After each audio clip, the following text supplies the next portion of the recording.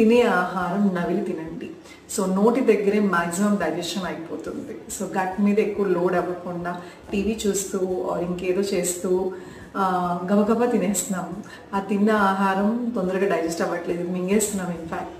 So అలా కాకుండా చూచేసి తినటం వలన మ్యాక్సిమం అసిడిటీ, గ్యాస్ట్రిక్ ప్రాబ్లమ్స్ అన్నీ నవలకుండా తినటం వల్లనే వచ్చేవి. సో నవిలి ఆహారాన్ని తినండి.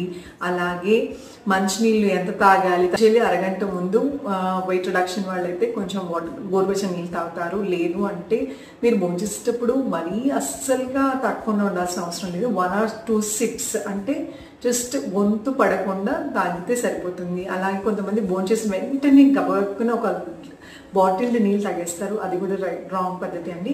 మీరు ఏది తిన్నా ఏది తాగినా స్లో ప్రాసెస్లో కొద్దిగానే చేయాలి.